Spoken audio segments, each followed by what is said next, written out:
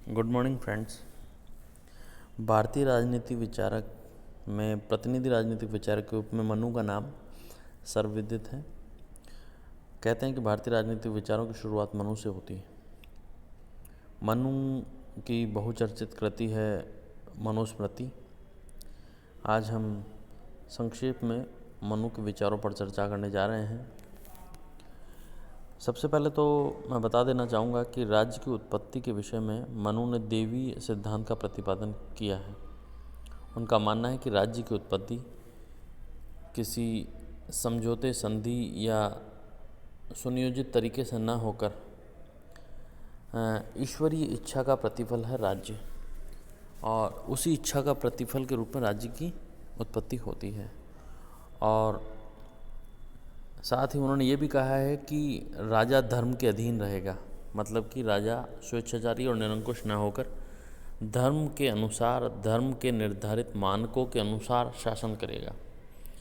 अब यहाँ धर्म शब्द की व्याख्या मनु ने काफ़ी व्यापक अर्थों में की है। मनु ने कहा है कि धर्म का अर्थ है सभी गुणों, तत्वों, नियमों और व्यवस्थाओं को जो धारण करता है वो राजा है, और निर्धारित कर्तव्यों का पालन करते हुए परम लक्ष्य की प्राप्ति की ओर अग्रसर हो। ये निर्धारित कर्तव्य ही उसके धर्म है। सभी व्यक्तियों के द्वारा स्वधर्म का पालन किया जाना और इसके अनुसार समाज की व्यवस्था बनाए रखना धर्म का मूल मकसद और मूल मंतव्य है।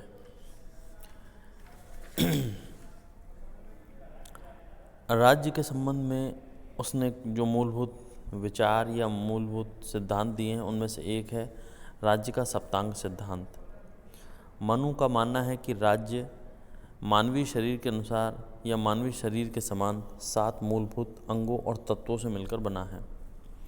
उन 7 तत्व और अंगों का क्रम निम्नानुसार है। पहला है स्वामी या राजा, दूसरा है मंत्री, तीसरा है पुर, चौथा है राज्य, 5वां है कोष, 6ठा है दंड, 7वां है मित्र। प्रत्येक शब्द को थोड़ा सा खोल के मैं बता रहा हूँ। राजा से मतलब राज्य का स्वामी या राज्य का संप्रभु शासक भी होता है। मंत्री राज्य के कार्य में सहायता के लिए राजा के सहयोगी मंत्री कहलाते हैं। पुर किला अथवा परकोटा या राजधानी। नंबर 4 है राज्य। मनु ने राज्य शब्द का प्रयोग जनपद शब्द करते हुए लिखा है कि राज्य की भूमि और उसमें निवास करने वाली जनता राज्य का हिस्सा होगी। नंबर 5 पे है कोष। मनु का मानना है कि पर्याप्त कोष के बिना कोई भी राजा अपना शासन नहीं कर सकता। नंबर 6 दंड। राज्य की रक्षा करने वाली शक्ति अर्थात सेना। एक पर्याप्त सेना और दंड के बगैर कोई भी राजा शासन नहीं कर सकता है। नंबर 7 मित्र। अंतर्राष्ट्रीय राजनीति में राज्य के मित्र और राज्य के सहयोगियों के बिना राज्य सकुशल अपना साम्राज्य स्थापित नहीं कर सकता है, अपने आप को सुरक्षित नहीं रख सकता है।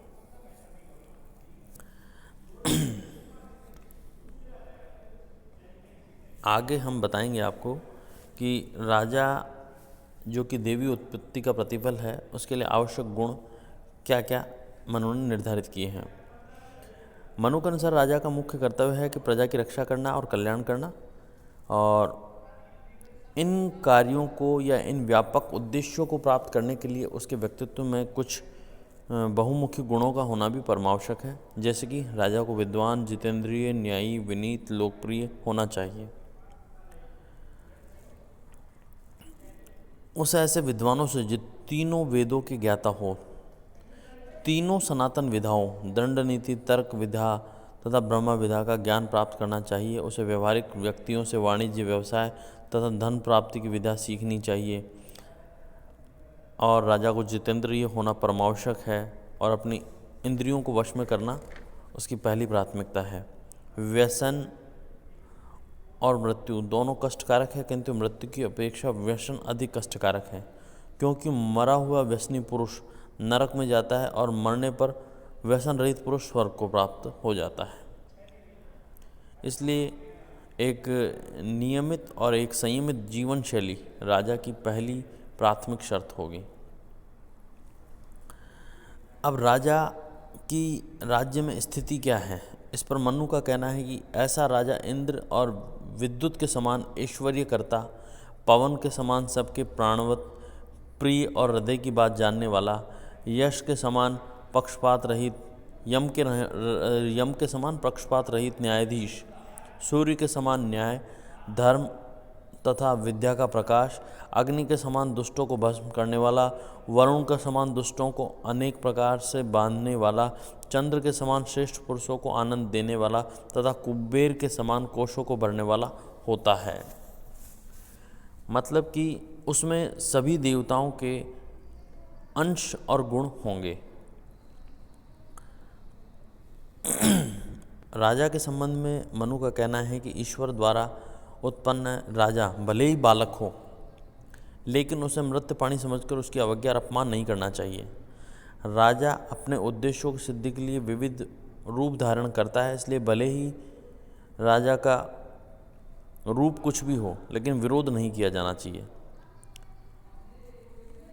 धर्म के अनुकूल राजा जो भी व्यवस्थाएं निश्चित करे, उनका कभी भी अतिक्रमण नहीं किया जाना चाहिए। प्रजा को अनिवार्य रूप से शासक की इच्छाओं का पालन करना चाहिए, क्योंकि उसकी इच्छा ईश्वर की इच्छा से प्रेरित होती है। इस प्रकार राजा का शासन मानवीय समझौते पर आधारित न होकर ईश्वरीय इच्छा पर आधारित है, और राजा अपने कार्यों के लिए ईश्वर के प्रति उत्तरदायी है, न कि प्रजा के प्रति। राजा के कार्य तथा उसका कार्यक्षेत्र। मनु के अनुसार राजा का मुख्य कर्तव्य है नंबर 1 प्रजा रक्षण। प्रजा को किसी भी प्रकार से बाहरी और आंतरिक आक्रमण और उसके जान माल की रक्षा का कर्तव्य राजा का प्राथमिक कर्तव्य होगा। नंबर 2 प्रजा का कल्याण। राजा का कर्तव्य है कि प्रजा हित में, प्रजा के कल्याण में, प्रजा के जीवन सुरक्षा और संपत्ति की रक्षा के लिए उसके हित में काम करना। नंबर 3 है प्रशासनिक व्यवस्थाओं का निर्वाह। राजा का कर्तव्य है कि प्रशासनिक व्यवस्थाओं का यथा संतुलन, समन्वय, संपादन करना और यथा समय कर्तव्यों को सुनिश्चित करना। नंबर 4 है अर्थव्यवस्था का संचालन। इसके तहत पर्याप्त आय व्यय की व्यवस्था सुनिश्चित करना, उचित आय हो और आय का सही संपादन, आय का सही और सकुशल उपयोग, ये एक राजा का मौलिक कर्तव्य है। अगला है सामाजिक व्यवस्थाओं का निर्वहन। इसके तहत एक ऐसी सामाजिक व्यवस्था का निर्वहन राजा करता है या निर्धारण राजा करता है जो सबको अपने कर्तव्य सुनिश्चित करने के लिए प्रेरित करे, और एक धर्म को सुनिश्चित करना, धर्म की पालना सुनिश्चित करना, जिसकी पहली प्राथमिकता हो। नंबर 6 है न्याय की व्यवस्था करना। मनु के अनुसार राजा राज्य का सर्वोच्च न्यायाधिकारी होगा, जो धर्म की पालना की दिशा में न्याय करेगा। नंबर 7 परराष्ट्र संबंधों का संचालन। मनु का कहना है कि राजा का प्राथमिक कर्तव्य है कि परराष्ट्र संबंधों का संचालन कुछ इस प्रकार से करे कि प्रत्येक राष्ट्र अपने राष्ट्रीय हितों की अभिवृद्धि करने के साथ साथ दूसरे देशों के साथ उसके मित्रवत संबंध बने रहें, यथासंभव दुश्मन कम और दोस्त ज़्यादा हों, और उसके राष्ट्रीय हितों को अभिवृद्धि हो। अब अगला प्रश्न है, क्या मनु ने राजा को निरंकुश माना है? क्या मनु ने अपने राजा पर किसी प्रकार का कोई प्रतिबंध आरोपित किया है या नहीं? इस दिशा में मनु ने कहा है कि राजा निरंकुश नहीं है, उस पर अनेक प्रकार के प्रतिबंध हैं। उन प्रतिबंधों के माध्यम से ही राजा सही मायने में धर्म की पालना सुनिश्चित कर सकता है। उसके जो कुछ मूलभूत प्रतिबंध हैं वो निम्नानुसार हैं। नंबर 1 राजा की सत्ता पर पहला नियंत्रण है धर्म का, कि राजा धर्म की रक्षा के लिए है, न कि राजा धर्म को तोड़ने के लिए। यथासंभव राजा जब कभी धर्म के खिलाफ जाएगा, उस दशा में राजा अपने संप्रभुता खो देगा। इसलिए राजा का मूल कर्तव्य है कि धर्म की परिधि में बंधे रहे और धर्म की पालना सुनिश्चित करें। नंबर 2 राजा पर संस्थागत नियंत्रण भी है, जैसे कि राजा के लिए मंत्रियों और अन्य प्रशासनिक अधिकारियों से मंत्रणा करना आवश्यक है। राजा निरंकुश होकर उनकी मंत्रणा को नकार नहीं कर सकता। दूसरी बात, गुप्तचर व्यवस्थाओं का पर्याप्त प्रबंधन है, जिसके तहत राजा पर भी अनेक प्रकार के नियंत्रण स्थापित किए गए हैं। शक्तियों के विकेंद्रीकरण की बात की गई है, केवल मात्र शक्तियां राजा के पास सुनिश्चित नहीं हैं। राजा के लिए भी दंड विधान है। मनुस्मृति में राजा के लिए भी दंड विधान का उल्लेख किया गया है। जिस अपराध में साधारण व्यक्तियों को केवल एक पण का दंड दिया जाता है, उसी में राजा को अधिक ज्ञानी होने के कारण सहस्त्र 100 पण का दंड मिलना चाहिए। ऐसा कि मतलब कि एक छोटे से अपराध के लिए अगर आम आदमी को कम सजा है, तो राजा को उसी अपराध के लिए उससे कई गुना ज़्यादा सजा का प्रावधान किया गया है, क्योंकि उससे उम्मीद की गई है कि वो ज़्यादा पढ़ा लिखा है, तो उससे अपराध होने की संभावनाएं कम है। अगला प्रतिबंध है राजा के व्यक्तिगत गुण और प्रशिक्षण तथा दिनचर्या। मनु ने कहा है कि राजा वही व्यक्ति होगा जिसके व्यक्तिगत गुण असामान्य होंगे। और रही बात प्रशिक्षण और दैनिक दिनचर्या, ये उसे इतना प्रतिबंधित और इतना व्यवस्थित रखती है कि वो किसी भी प्रकार से कोई गलत कार्य नहीं करेगा। इस प्रकार हम कह सकते हैं कि मनु ने एक देवीय शक्ति के माध्यम से राजा की स्थापना तो की है, लेकिन वो उस देवीय शक्ति द्वारा स्थापित राजा पर भी कुछ ऐसे धार्मिक और यथासंगत युक्ति संगत प्रतिबंध लगाकर उसे जनता पर निरंकुश शासक न स्थापित करके एक लोक कल्याणकारी शासक के रूप में स्थापित करता है। धन्यवाद।